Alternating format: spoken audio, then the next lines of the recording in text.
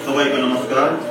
আজকে 29 সেপ্টেম্বর 2024 জাতিসংঘের তত্ত্বাবধানে ও অংশগ্রহণে দীঘিনালা, খাগড়াছড়ি, রাঙ্গামাটি সংগঠিত হামলার তদন্তের দাবিতে সংবাদ সম্মেলনে আমার সাংবাদিক ভাইদেরকে সবাইকে শুভেচ্ছা, অভিনন্দন। সম্মানিত সাংবাদিকবৃন্দ, গত 19 সেপ্টেম্বর 2024 খাগড়াছড়ি জেলার দীঘিনালা ও স্বনির্ভর এবং রাঙ্গামাটি শহরে পাহাড়িদের উপর ভয়াবহ সাম্প্রদায়িক হামলার ঘটনার ক্ষতিগ্রস্ত পরিবারের পক্ষ থেকে সবাইকে শুভেচ্ছা জানাই। 48 ঘন্টা ধরে চলা এই বর্বরচিত হামলার 4 জন নিহত ও শতাধিক আহত হন, যারা সবাই পাহাড়ি। সংজ্ঞাহীন গুরুতর আহত 2 জন চট্টগ্রামে চিকিৎসাধীন রয়েছেন। দীঘিনালায় 105টি দোকান ও রাঙ্গামাটিতে ছোট বড় অন্তত 100টি ব্যবসা প্রতিষ্ঠানে হামলা হয়। হামলাকারী চেতলার বাঙালিরা রাঙ্গামাটি পার্বত্য চট্টগ্রাম আঞ্চলিক পরিষদে অফিসেও হামলা চালায় এবং সেখানে গ্যারেজে রাখা 9টি গাড়ি ও 1টি মোটরসাইকেল পুড়িয়ে দেওয়া হয়। এছাড়া চেতলারা বৌদ্ধ ধর্মীয় প্রতিষ্ঠান মৈত্রী বিহারেও হামলা, ভাঙচুর এবং লুটপাট চালায়। হামলা শেষ হওয়ার পরই কেবল প্রশাসন রাঙ্গামাটি ও খাগড়াছড়িতে 144 ধারা আইন জারি করে।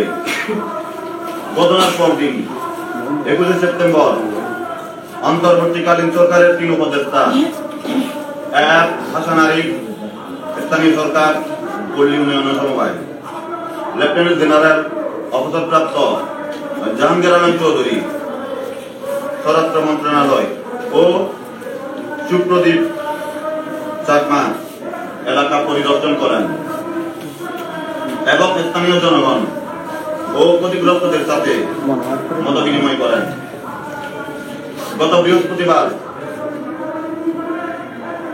সরকার 7 সদস্য বিশিষ্ট একটি তদন্ত কমিটি গঠন করলেও হামলা, খুন ও লুটপাটের সাথে জড়িত কাউকে এখনো পর্যন্ত গ্রেফতার করা হয়নি। অন্যদিকে পাহাড়িদের মধ্যে এখনো ভয়ভীতি ও আতঙ্ক কাটেনি। হামলার ঘটনা সোশ্যাল মিডিয়ায় যারা লাইভ করেছিলেন তাদেরকে পুলিশ গ্রেফতারের জন্য খুঁজছে বলে বিভিন্ন তথ্যসূত্রে জানা গেছে। প্রিয় সাংবাদিক বন্ধুরা, প্রথম আলোর তথ্য মতে গত বুধবার 18 সেপ্টেম্বর খাগড়াছড়ি সদরের মোটরসাইকেল চুরিকে কেন্দ্র করে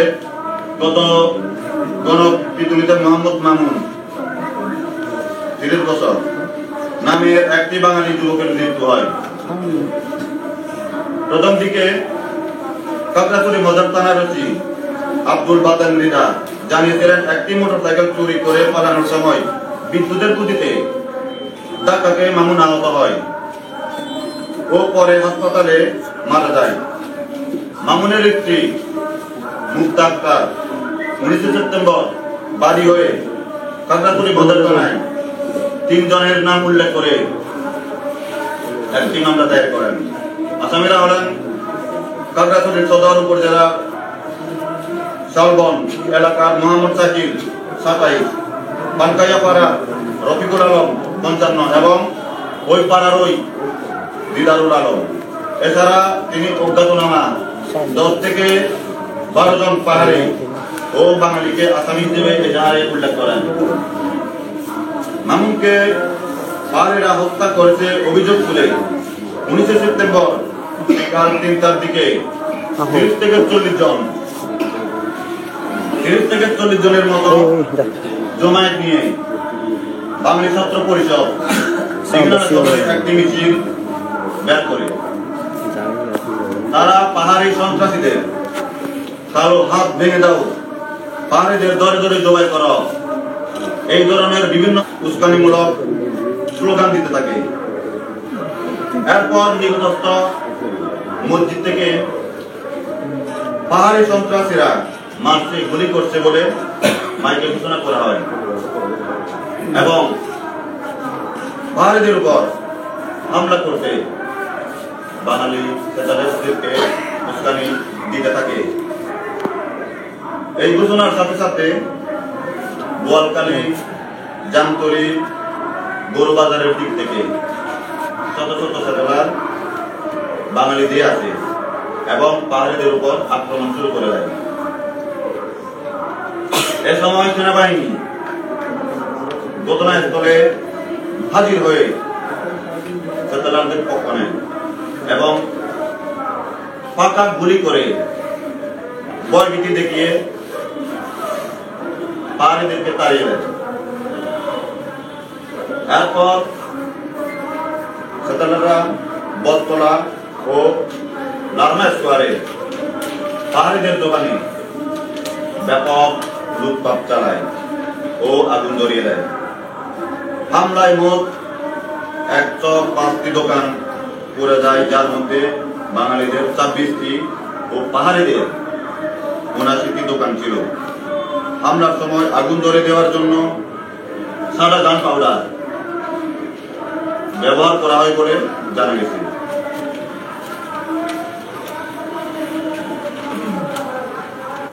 দীঘিনালা সদরে পাহাড়িদের উপর হামলা ও তাদের দোকানপাটে আগুন দেওয়ার ঘটনার প্রতিবাদে হাজার হাজার পাহাড়ি দীঘিনালা বাবুসরা সড়কে নেমে পড়ে। সন্ধ্যায় মাইনি ব্রিজ এলাকায় পাহাড়িরা শান্তিপূর্ণভাবে প্রতিবাদ ও বিক্ষোভ মিছিল শুরু করলে দুটি আর্মি গাড়ি এসে পড়ে। 10-12 জনের সেনাবাহিনীর একটি দল পাকা গুলি চালিয়ে ছত্রভঙ্গ করে দেয়। পরবর্তীতে কোবাকালী থেকে দুটি আর্মি গাড়ি এসে যারা পারেনি তাদেরকে দাওয়া করে। এ সময় জনরঞ্জন চাকমা সেনাবাহিনীর হাতে ধরা পড়ে। আর্মিরা তাকে ভীষণভাবে মারধর করে, বন্দুকের বাদ এবং ব্যানার দিয়ে টপকে দেয়। পরে আহত অবস্থায় হাসপাতালে নেওয়ার পথে তিনি মারা যান। 19 সেপ্টেম্বর খাগড়াছড়ি দীঘিনালায় সংঘবদ্ধ উগ্রবাদী সেনাবাহিনীদের পাহাড়িদের উপর হামলা, দোকানপাট লুটপাট ও আগুন দিলেও অনেক বাঙালি এই হামলা থেকে বিপদগ্রস্ত পাহাড়িদের রক্ষা করেছে বলে জানা গেছে। দীঘিনালা হামলার প্রতিবাদে খাগড়াছড়ি পানপুরি সড়কে হাজার হাজার পাহাড়ি রাস্তায় নেমে পড়ে। তারা সেনাবাহিনীর সামনে বিক্ষোভ প্রদর্শন করে। এ সময় খাগড়াছড়ি জেলা পরিষদের সামনে রাস্তায় সেনাবাহিনীর সদস্যরা গুলি করলে জুনান চাকমা 22, রুগাতলি মুরাতল 20, 2 জন এবং 21 জন আহত হন। দীঘিনালা ও খাগড়াছড়িতে সেনা সেতলার হামলার প্রতিবাদে সংঘাত ও বৈষম্য বিরোধী ছাত্র আন্দোলন রাঙ্গামাটি শহরে বিক্ষোভ মিছিলের আয়োজন করে। মিছিলটি সকাল 9:10টার দিকে জিমনেসিয়াম থেকে শুরু হয়ে বনরূপা পেট্রোল পাম্প পর্যন্ত চলে যায়। সেখান থেকে ফিরে আসার সময় বাঙালিরা মিছিলের পেছন দিক থেকে হামলা চালায়। এতে অনেক কুমার চাকমা নামে একজন ছাত্রকে কুপিয়ে হত্যা করা হয়। সাংবাদিক বন্ধুরা, জুলাই আগস্ট ছাত্র জনতার অভ্যুত্থানের মধ্য দিয়ে হাসিনার পতন হলে আমরা পাহাড়ি জনগণ নতুন গণতান্ত্রিক বাংলাদেশের আত্মমর্যাদা সহ শান্তিপূর্ণভাবে বসবাসের স্বপ্ন দেখেছিলাম। বৈষম্যমুক্ত বাংলাদেশের স্বাধীনতার স্বাদ দিতে উদ্গ্রীব ছিলাম, কিন্তু আজ এই হামলার পর আমাদের স্বপ্ন দুঃস্বপ্নে পরিণত হতে চলেছে। সরকার ঘটনা তদন্তের জন্য 7 সদস্যের একটি তদন্ত কমিটি গঠন করেছে, কিন্তু এই কমিটির উপর আমাদের কোনো আস্থা নেই। এই অবস্থায় আমরা অন্তর্বর্তীকালীন সরকারের নিকট নিম্নোক্ত দাবিসমূহ পেশ করছি। 1. জাতিসংঘের তত্ত্বাবধানে ও অংশগ্রহণে একটি শক্তিশালী তদন্ত কমিটি গঠন করে খাগড়াছড়ির দিঘিনালা, স্বনির্ভর এলাকায় এবং রাঙ্গামাটিতে পাহাড়িদের উপর সাম্প্রদায়িক সহিংসতার হামলার তদন্ত করে দোষীদের দৃষ্টান্তমূলক শাস্তি দিতে হবে। 2. জানমালের ক্ষয়ক্ষতি নির্ণয়পূর্বক উক্ত তদন্ত কমিটির সুপারিশ ও নির্দেশনা মোতাবেক নিহত আহতদের পরিবার, ক্ষতিগ্রস্ত ঘরবাড়ি এবং ব্যবসা প্রতিষ্ঠানের মালিকদের পর্যাপ্ত ক্ষতিপূরণ দিতে হবে। 3. অতি দ্রুত বিভিন্ন হাসপাতালে চিকিৎসারত আহতদের সুচিকিৎসা প্রদানের ব্যবস্থা করতে হবে। 4. হাসিনা সরকারের সাম্প্রদায়িক সহিংসতার সঙ্গে জড়িত সামরিক বেসামরিক কর্মকর্তাদের বরখাস্ত এবং প্রচলিত ও সেনা আইনে বিচার করতে হবে। 5.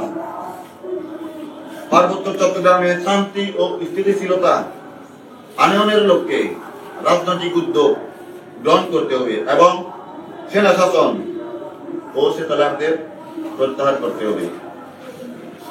উপস্থিত নিহতদের পরিবার ও ঘটনার প্রত্যক্ষদর্শী ও হামলার শিকার নিম্নে উল্লেখিত ব্যক্তিগণ: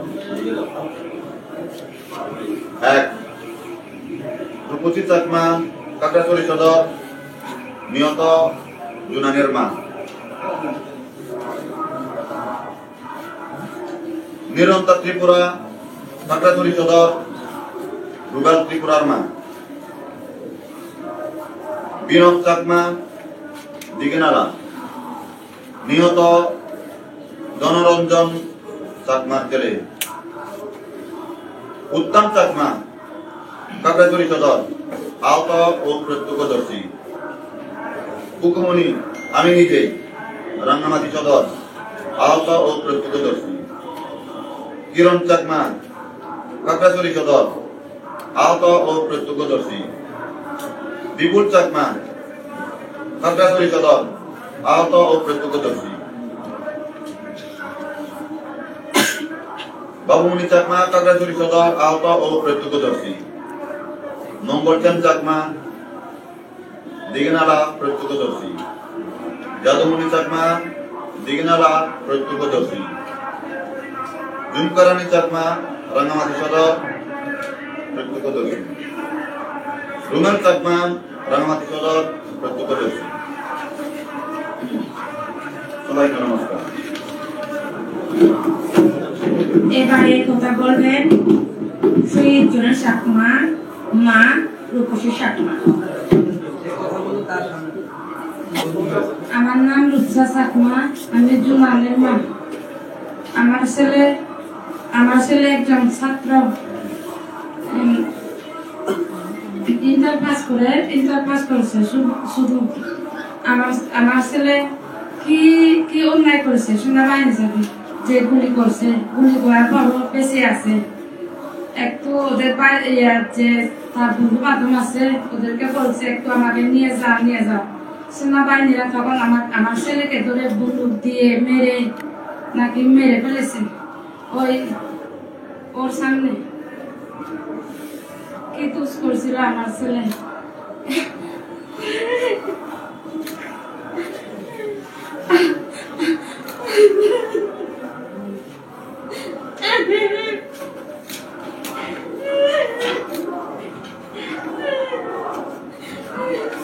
No.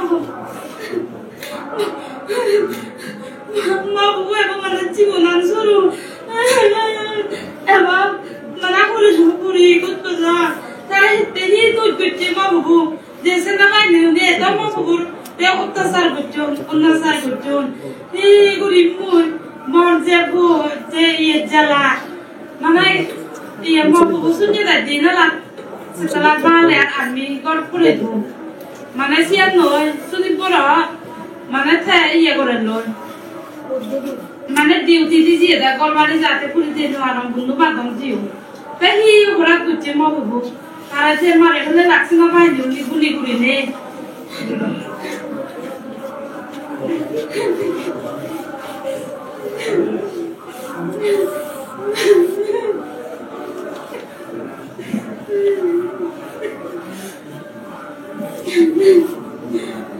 মই মহবুবরে যে তারা হুঙ্গুচু মই সুস্থ বিচার চান মরে করে মর দাবি মহবুবরে যে না হুঙ্গুচি তাহলে মই বিচার চান মানে সামাজিক সামাজিক বায়ুরা হতে মহবুব যে কোনো উন্নয় নরে এবার শুরু তার জীবন এবার শুরু লেখাপড়া শুরু মর যে স্বপ্ন এলো মহবুব লই মহবুবে ভালে মর আশা বর্ষার মুই আগ তারা যে সিনেমা নিয়ে গুলি করছু মুই কোনো মহবুবরা বুঝবেন মর একারে এ বিচার চান মুই জাতি সমাজ কোনে নে তারা সুস্থ বলি নে তদন্ত বলি নে তারা এখানে সুবিচার দিয়ে করতে মুই গোমা যে মা তেতা হবাদি সন্তান হারা দুঃখ হত্য জানি ইউ চিকুন মানে ইউ উপস্থিত ইউ তারা যদি মধুকে নারীও দা মধুকে মাও দা তারা সন্তান হারা নামবে ইকিন হত্য তারা তে হরবে লাগনি মুই একটা দাবি চান মহবুব একটা কম বিচার হোক সুস্থ বিচার হোক যে সিনেমা নদী গুলি গুচুন মুই একটা তারা মন একটা দাবি চান একটা তারা বিচার হোক গমে গেলে আর মর দাবি মরে কানা যা আগে দিয়ে মুই সিনেমা নয় সম্মান করতো কুমার মর আর সিনেমা কোনো সম্মান নেই কোনো ইয়ে নেই একো সিনেমা খুলি তারা আমাকে পুনি ছাত্র সুন্দর কত ছাত্ররা হুঙ্গুলি ঘুরিয়ে তো মুই যাতে বিচার চাঙে ম দুঃখিন আর মা বুক খালি নৌদো ম ববু দুঃখিন ঘুরি আর মুলি নিচা দেবো আর কত মা বুক খালি ঘুরি তো আর যাতে মা বুক খালি নয় পারা মর যে মসেলে আনে মসেলে আনি এরা মসেলে দুঃখিন আর হনজন হাগারা চুরি পানচুর এই হাগারা চুরি দিগিন দিলা রামাতে আর দুঃখিন অনদিন মা খান্না গুলি নুথাবো মহবুবনে ইকুবু মর গলত থেবান মানে নহয় মর গুড়ি আগে আর মহবুবু যে আতঙ্ক হয়ে থাকবো তাকে বলে আর্মি মারে ফেলে তো মরু যে আতঙ্ক হয়ে আর্মি মারে ফেলে তো ইকু মর গুড়ি আগে সে খবরে মর সৌতুন আনিনি মতুন আজ গলত থেবান মানে নহয় মানে থারে আনিনি আগে মর সামনে বসে থেবান মানে রাস্তা দিদি দিবার মানে নহয় কোনো মহবুবরে মানে লেয়াপড়া স্কুলকে দেয় কোনো আর্মিও নি মারিবার নাই মরিয়াম চিন্তি আগে কোনো সেতলা মানুনি মহবুবরে মারিবার নাই খুবিবার নাই ইয়া মর চিন্তি কোনো মর কোনো হি গুলি মই একরা মর সামাজিক পেউনি ময়াম তুমি এখানে সব একরা মহবুব একটা যাতে সুস্থ বিচার পাই ভরা ময়াম তা বিচার মই আর মা মর কিন্তু হবান দিয়ারা মুইয়েন মহবুব যদি সুস্থ দাবি সুস্থ মহবুব যে জীবী মহবুবরে জীবী হুঙ্গুচি তাই যদি শাস্তি পেলে মুই যদি মরি জানো মর যে তাকে বহুত শান্তি নেব মুইয়ান শুনে হোক মুই বেতন হইতো জু নমস্কার আমি একজন মা সন্তান হারানোর বেদনা আমি ভুগছি আমি সুষ্ঠু বিচার চাই এই হত্যাকাণ্ডে যে সেনাবাহিনী ওদেরকে মেরে ফেলেছে ওদের প্রতি আমার কোনো সম্মান নেই আমি চাই আমার মতো পার্বত্য চট্টগ্রামে আর কোনো মা তার ছেলেকে এভাবে না হারাক আমরা পরিবারের সবাই আতঙ্কিত আমার আরেকটি ছেলে আছে আমি রাস্তাঘাটে কোথাও আমি আতঙ্কিত আমি কেননা আমার কাছে সবসময় মনে হচ্ছে আমার আরেকটা যে ছেলে আছে তাকে আর্মি মারবে কিনা রাস্তাঘাটে সেটেলার বাঙালিরা মারবে কিনা এটা আমার চিন্তা আমি এই হত্যাকাণ্ডের সুষ্ঠু বিচার চাই। আমার এটাই দাবি, আমার ছেলেকে যারা খুন করেছে ওরা শাস্তি পেলে আমার আত্মার শান্তি হবে। এখন আমাদের সামনে কথা বলবেন নিহত রুবেল ত্রিপুরার মা নিরন্তা Tripura.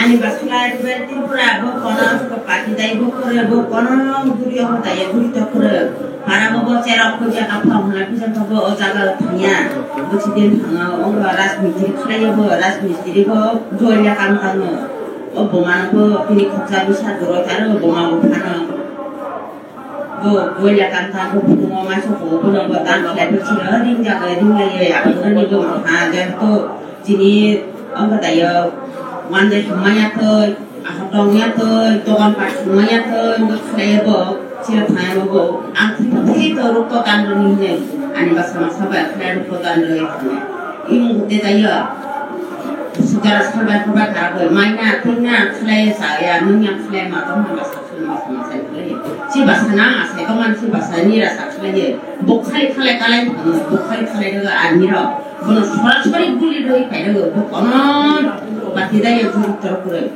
amun sok bisa nanya nong daya, amun nak kalian nopo naja, kau mau boleh dana, nopo naja kono, sasti dulu, kono ani boleh bang, ada kono ko dengan, bebar kono kono mana mani bongi, kau mana ada kono mana mani yang kalian bongi kono ada rumahnya, bongi kono lah rumahnya, ani kono mana mani kalian, anu sok bisa nanya, ani dibalik bagai.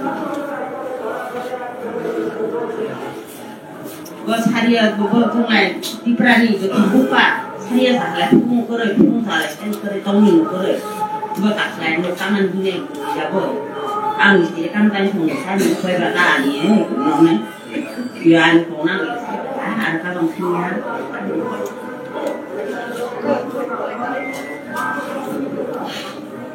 kepala ya ban kepala sangat ya dokter pun tak sida kepala saya berbiak ambil sejak pasar nanti dua kali jadi nota kita bangun tadi mana sus bisa naik orang sus tu bagai bicara orang juga anu kayak mana orang kaya ambang lah kau mana daya kita kau bayar terus saja ini bukan banyak tahu bini bukan sudah pasti malu tahu bini play pun atas togo tu bukan yang main masih yang aku wow aku bini tu Mustan tahu tapi ni sekarang jara bini mustan anci mustan yang hari ni nonggai sud bisa naik bagai yang anci mustan naik nongga idai orang orang saya sih bisa sud tawa biang tu ani kau nak dia তিনি হচ্ছে বাংলা পারেন না তিনি শুরুতে এটা বলেছেন তিনি বলেছেন আমার সন্তান কোনো রাজনীতিক পার্টির সাথে জড়িত নয় সে হচ্ছে রাজমিস্ত্রি করে পরিবার চালাতো তারা 19 তারিখ রাতে যখন যেদিন দিনে হচ্ছে দিঘিনালায় হামলা হয় খাগড়াছড়িতে একটা আশঙ্কা ছিল যে প্রতিবারের মতো খাগড়াছড়িতে একটা হামলার সম্ভাবনা ছিল এই আশঙ্কায় হাজার হাজার যুবক এবং দিঘিনালার যে হামলা এই হামলার সংগঠিত যে হয়েছে এই হামলায় পাড়ায় পাড়ায় হচ্ছে তারা হচ্ছে তাদের যে দায়িত্ব পালন করতে গিয়েছে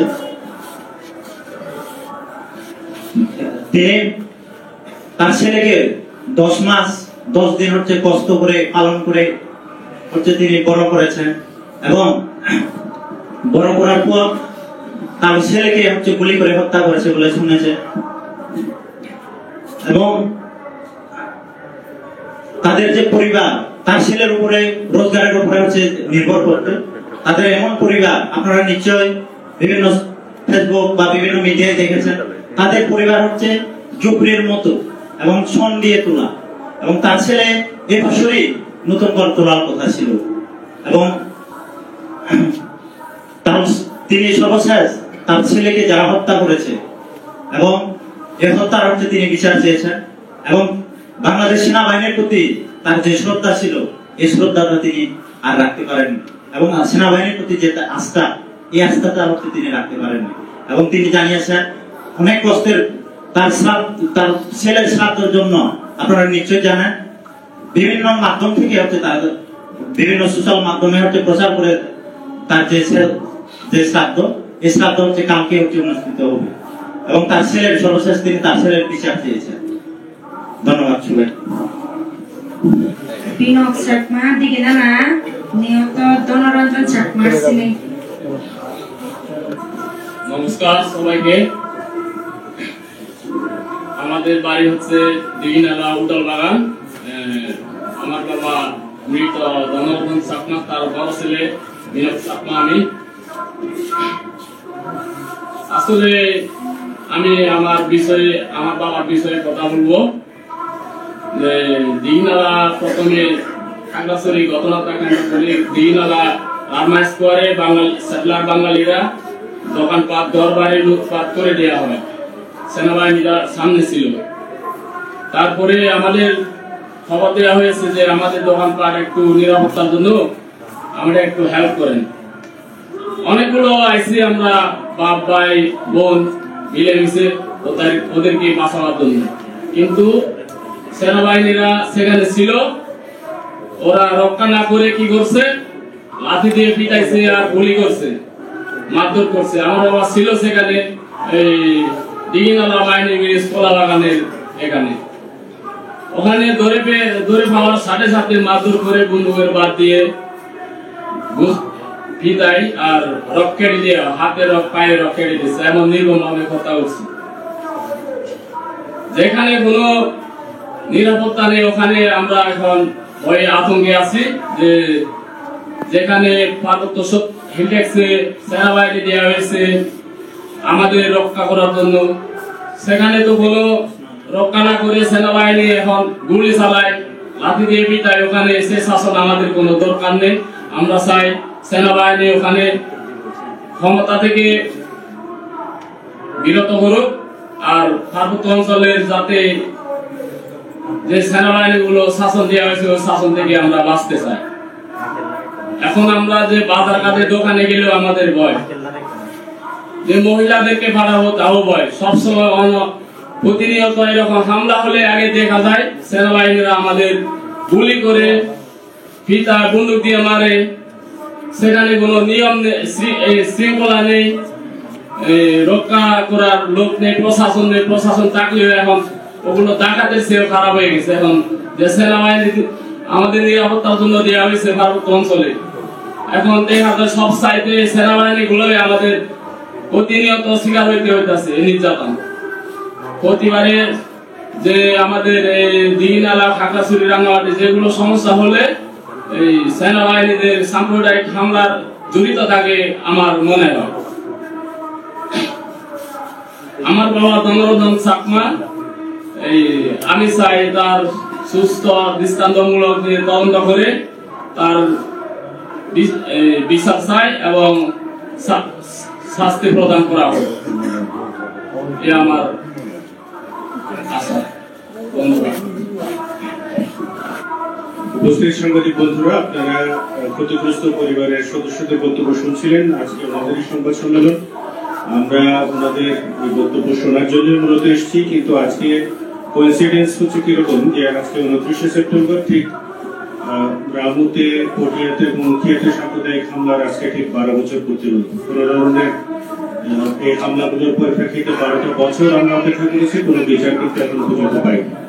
আজকে আবারও বিচারের দাবিতে সাম্প্রদায়িক হামলার শিকার হয়ে দিঘিনালার এবং রাঙ্গামাটিতে যে হামলা হলো সেই হামলার পরিপ্রেক্ষিতে আজকে ক্ষতিগ্রস্ত ব্যক্তিরা বিচার চেয়ে আপনাদের সামনে উপস্থিত হয়েছে। তাদের যে লিখিত বক্তব্য পাঠ করা হয়েছে এবং প্রত্যক্ষদর্শী কিংবা যারা নিহত হয়েছেন তাদের পরিবারের সদস্যরা যে কথাগুলো আপনাদের সামনে তুলে ধরেছেন, সেখান থেকে কয়েকটি বিষয় এখানে খুবই গুরুতর পর্যায়ে মানবাধিকার লঙ্ঘনের ব্যাপার ঘটেছে, সেই জায়গাগুলোকে একটু আলাদাভাবে আলোকপাত করতে চাই। দেখবেন ওনারা বলার চেষ্টা করেছেন যে ওনাদেরকে সেখানে বসবাসরত বাঙালি যারা আছেন তাদেরকে উস্কে দিয়ে একটি হামলার ঘটনা ঘটেছে এবং মামুন নামে একজন যিনি মোটরসাইকেল চুরি করেছিলেন তাকে পিটিয়ে হত্যা করার ঘটনা কিন্তু ঘটেছে।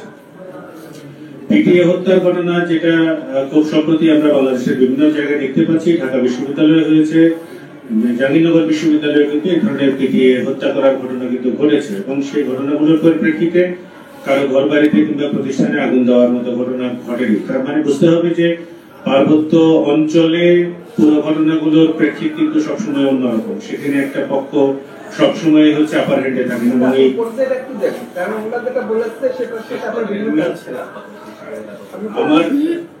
আমার পরিচয় হচ্ছে আমি জ্যোতির্ময় বড়ুয়া, আমি আইনজীবী বাংলাদেশ সুপ্রিম কোর্টে। ওনাদের যে বক্তব্যের যে মধ্যে যে কথাগুলো আছে সেটাই দেখবেন যে ওনারা বলছেন যে সেনাবাহিনী সেখানে ওনাদেরকে গুলি চালানোর ঘটনা ঘটেছে। চারজন ব্যক্তি যে নিহত হলেন তার মধ্যে একজন হচ্ছে মবের মধ্যে পিটিয়ে হত্যা করার ঘটনা ঘটেছে, কোপার ছিল, যেটা সর্বশেষ ভিডিওতে আপনারা দেখছিলেন, এবং 3 জনকে সেনাবাহিনী গুলি করে হত্যা করেছে এবং বেয়নেট দিয়ে প্রচারণার অভিযোগে কিন্তু ওনারা এনেছেন। আরেকটা জায়গায় দেখবেন যে ওনাদের লিখিত বক্তব্যের এক জায়গায় ওনারা বলেছেন যে সাদা গান পাউডার ব্যবহার করা হয়েছে বলে এক ধরনের অভিযোগ আছে। একই ধরনের ঘটনা আমরা দেখেছিলাম চট্টগ্রাম পোর্টের একটি ঘটনায়, তাও অনেক বছর আগের ঘটনা, এটা প্রায় 2-3টি গ্রাম একসাথে জ্বালিয়ে দেওয়ার ঘটনা বেশি সময় ঘটেছিল। এই যে অভিযোগগুলো ওনারা তুলেছেন সেগুলোর আসলে খুব সুস্পষ্ট তদন্ত হওয়াটা খুবই জরুরি, কারণ এখানে এই কথাটাও আছে যে কিছু কিছু বাঙালিরা কিন্তু পাহাড়িদেরকে এরকম হামলার হাত থেকে বাঁচিয়েছেন, তাদেরকে রক্ষা করার চেষ্টাও কিন্তু করেছেন। ফলে একটা পজিটিভ দিকও কিন্তু এখানে আছে বলে ওনারা নিজেরাই সেটা তুলে ধরেছেন। ফলে শান্তিপূর্ণ একটা সহাবস্থানের জায়গাটা যদি আনতেও হয়, সেখানে যদি পাহাড়ে শান্তি ফেরাতে হয়, তাহলে এই হত্যাকাণ্ডগুলোর বিচার হওয়াটা জরুরি। এবং যে বিদ্যমান যে সংঘাত, যে ভয়ের মধ্যে ওনারা এখন আছেন, প্রত্যেকে কিন্তু বলছিলেন যে ওনার আরেকটি ছেলে আছে কিংবা পরিবারের অন্যান্য সদস্যরা বা বাড়ির বাইরে বের হতো, ওনারা খুবই ভীত সন্ত্রস্ত। সেই জায়গাগুলোকে ধরে আপনার তাদের বিশ্বাসটা যদি ফিরিয়ে আনতে হয়, তাহলে বিচার ব্যবস্থাটার উপরে তাদেরও আস্থা ফেরাতে হবে এবং বিচারটা যে হবে, যে অন্যায় করে পার পাবে না, এই জায়গাটা ফেরানো খুব মুশকিল। আমি যে জায়গাটায় কথা বলছি সেটা হলো যে আমি কিন্তু বলছি যে আজকে 29শে সেপ্টেম্বর রামু সহিংসতার 12 বছর একটিরও ঘটনারও কিন্তু বিচার হয়নি। ফলে এই যে সংস্কৃতিটা বাংলাদেশে এত বছর চলেছে, একটি পরিবর্তিত পরিস্থিতির মধ্যে, রাজনৈতিক পরিস্থিতিতে আমরা আছি, একটি অন্তর্বর্তীকালীন সরকার ক্ষমতায় আছে, একটি গণঅভ্যুত্থানের পরিপ্রেক্ষিতে। ফলে আমরা ভিন্ন রকম আশা করছি এবং পাহাড়ি বন্ধুরা যারা এখানে কথা বলেন তারাও কিন্তু একই কথাই বলেছেন যে তারা বৈষম্য বিলোপ চান, তারাও তাদের আত্মস্বীকৃতি চান এবং অধিকারের স্বীকৃতি চান। সেই জায়গাগুলোতে তাদের প্রতি সহমর্মিতা প্রকাশ করছি এবং এই কয়েকটি দাবির মধ্যে তাদের দাবিনামার জায়গাটা একটু বলে আমি শেষ করছি। সেটা হচ্ছে ওনারা দাবি করছেন যে জাতিসংঘের তত্ত্বাবধানে একটি নিরপেক্ষ একটি তদন্ত দল যাতে সেখানে তদন্ত করে, কারণ বর্তমানে যে 7 সদস্য বিশিষ্ট যে তদন্ত কমিটি গঠন করা হয়েছে সেখানে অধিকাংশই হচ্ছে পুলিশ কর্মকর্তা এবং এক্ষেত্রে পুলিশ কর্মকর্তারা কতটুকু আসলে সফল হবে সেই নিয়ে ওনাদের সন্দেহ আছে। সে কারণে ওনারা এই নিরপেক্ষ একটি তদন্ত টিম চাচ্ছেন। যেহেতু ইউএন হিউম্যান রাইটস কমিশনের ম্যান্ডেটই আছে যে তারা এই ধরনের ঘটনাগুলোতে কেউ যদি দাবি নাও করেন, নিজেদের উদ্যোগে আসলে ওনারা এসে তদন্ত করার এখতিয়ার রাখেন। যেহেতু আমরা সেক্রেটারি রাষ্ট্র হিসেবে সেদিন আমরা সই করেছি এই জাতিসংঘ চুক্তিতে। তারপরে ওনারা যেটা চাচ্ছেন যে ওনাদের জানমালের ক্ষয়ক্ষতি নির্ণয়পূর্বক সে আহত নিহতদের পরিবার, ঘর বাড়ি, ব্যবসা প্রতিষ্ঠানের ক্ষতিপূরণ গুলো জানা যায়। আর ক্ষতির জায়গায় দেখবেন যে বাঙালিদের অনেক দোকানও কিন্তু ক্ষতিগ্রস্ত হয়েছে। ফলে এই দাবিটা যে শুধুমাত্র পাহাড়িদের জন্য তাও বাঙালিদের যে দোকান পাট ক্ষতিগ্রস্ত হয়েছে সেগুলো তো পুনর্নির্মাণ করে দিতে হবে, সেটাও এর মধ্যে চলে আসছে। তারপরে যারা আহত আছেন তাদের হাসপাতালে যারা চিকিৎসা নিচ্ছেন তাদের চিকিৎসার ব্যয়ভার যেন রাষ্ট্র গ্রহণ করে, তাদের সেই আর্থিক সক্ষমতা নাই যে আসলে এই চিকিৎসাগুলো তারা চালিয়ে দিতে পারবে। আর তারা 4 নম্বরে যেটা চাইছেন যে হাসিনা সরকারের পদায়িত সাম্প্রদায়িক সহিংসতার সাথে জড়িত সামরিক বেসামরিক কর্মকর্তাদের বরখাস্ত এবং প্রচলিত সেনা আইনে বিচার করতে হবে। এটা খুবই যৌক্তিক দাবি। যারা সরাসরি তাদের বিরুদ্ধে অভিযোগ আছে সেটা সেনা আইনের মধ্যেও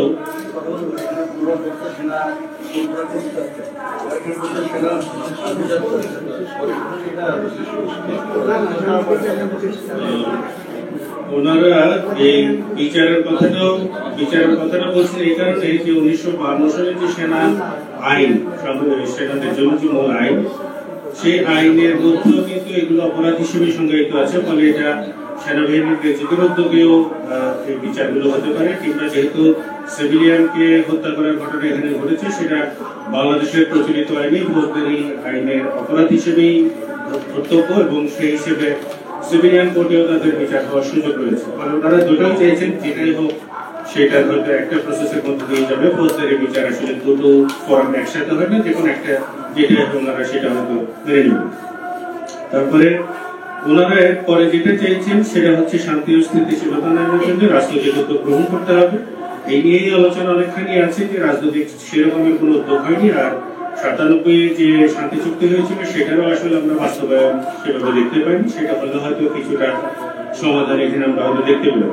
সেনা শাসন সেটেলার প্রত্যাহারের কথা ওনারা বলছেন, এটা ওনাদের দাবির জায়গা, ওনারা হয়তো আরো পরিষ্কার করে বলতে পারবেন যে প্রত্যাহারের বিষয়টিও ওনারা চাইছেন। সেনা প্রত্যাহারের কথাটা চারটা আপনার সেনা সামনে রেখে বাকিগুলোকে প্রত্যাহারের বিষয়গুলো কিন্তু 97 যে শান্তি চুক্তি, সেই শান্তি চুক্তির মধ্যেও আছে এই দাবিগুলো।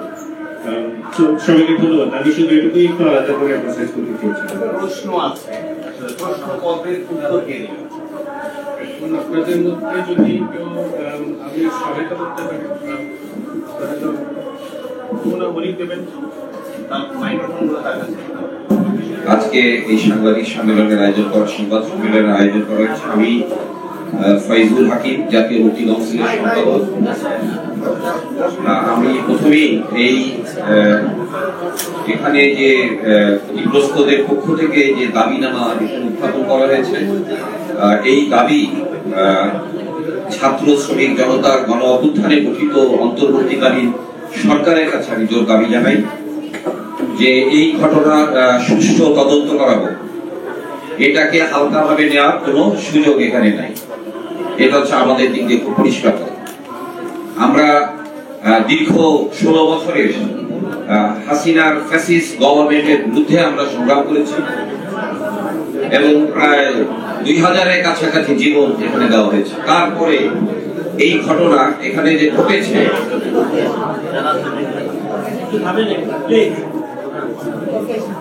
এই ছাত্র গণ অভ্যুত্থানের পরে বাংলাদেশ যখন একটা গণতান্ত্রিক প্রক্রিয়ার দিকে এগিয়ে যাচ্ছে, তখন স্বাভাবিকভাবেই পার্বত্য অঞ্চলের জনগণের মধ্যেও এখানে একটা গণতান্ত্রিক যে আকাঙ্ক্ষা, তার একটা ছায়া পড়েছে। এবং আমরা দেখেছি যে ঢাকায় 5ই আগস্টের পতনের পরে, এটা কি খাগড়াছড়ি না রাঙ্গামাটিতে, বিশাল যে ছাত্রদের সেখানে সমাবেশ হয়েছে খাগড়াছড়িতে।